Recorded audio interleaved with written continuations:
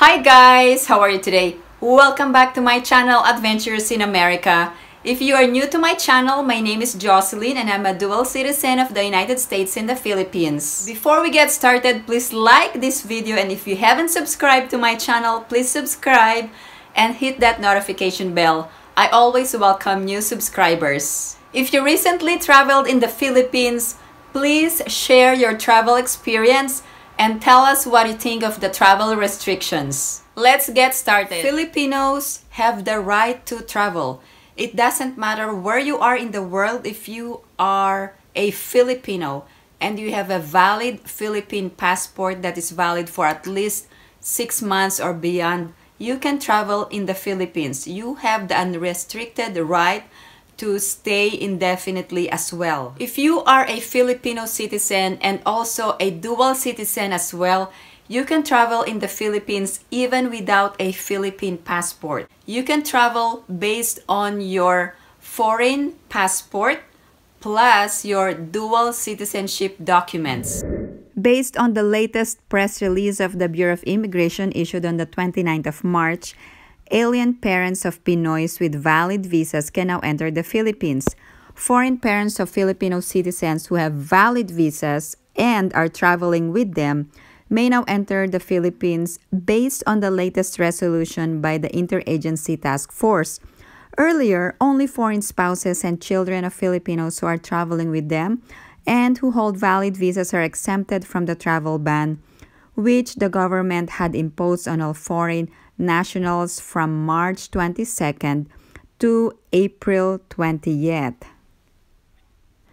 If they are traveling alone, they will not be allowed entry even if they hold valid visas, as the rules provide that they must be traveling with their Philippine spouse or children.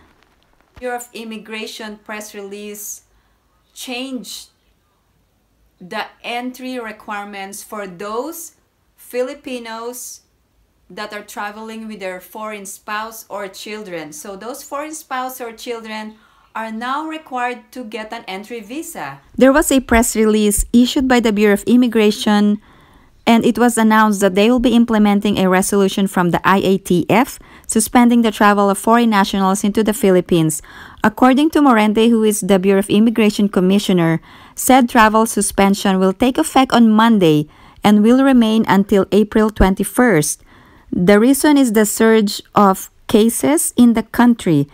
And also a similar order was likewise issued by the National Task Force Against COVID-19, which also set a lower cap to the number of arriving passengers. He said that this is a temporary measure following the surge of cases. We believe that this decision of the IATF is necessary to prevent the further spread of the virus.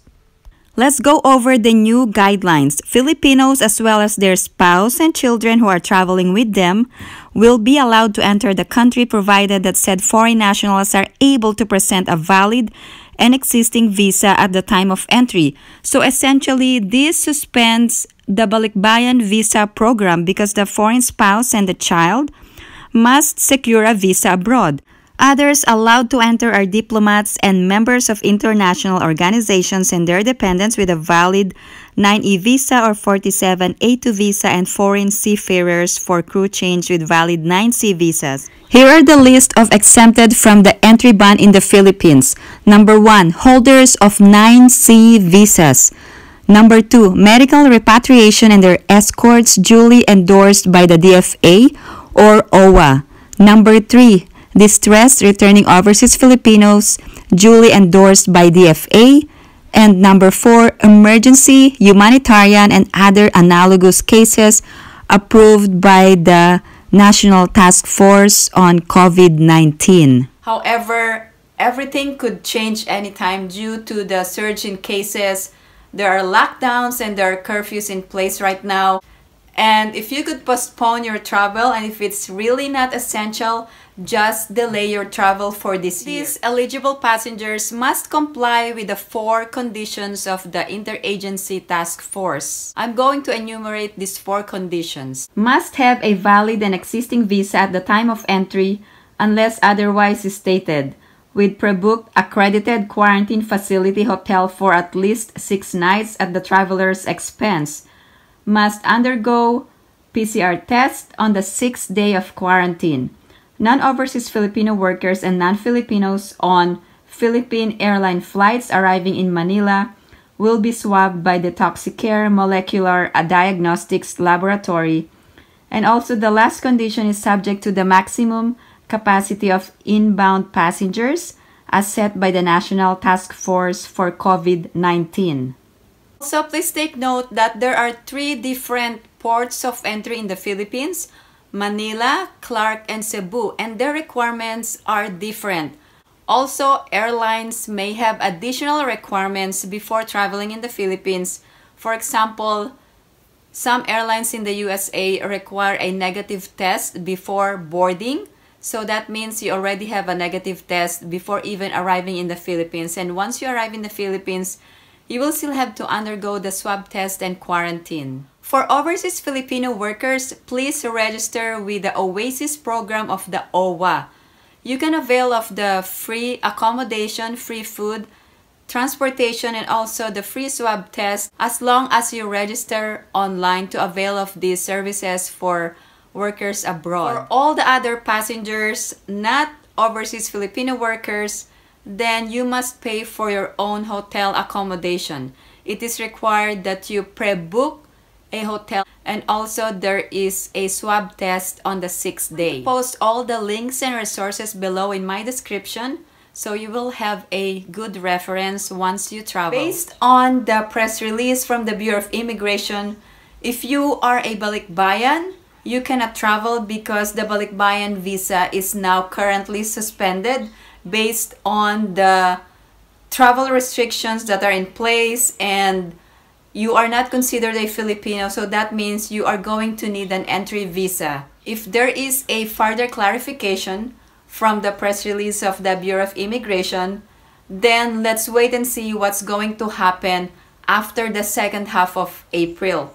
But this is just my opinion and based on my analysis on the facts given. Philippines is going to extend these travel restrictions. Previously, I created 2 videos, and the first video that I created is why Philippines has the most restrictive travel restrictions.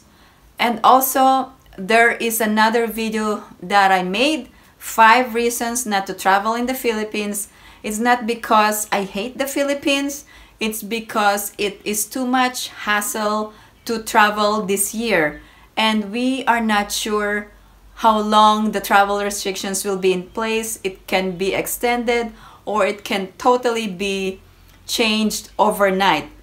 So I'm just telling you, if your travel is really not essential, please postpone your travel and just communicate with your loved ones in the Philippines virtually. If you recently traveled in the Philippines, please post your travel experience and share what you think about the travel restrictions. I hope everyone is staying safe and have a great day.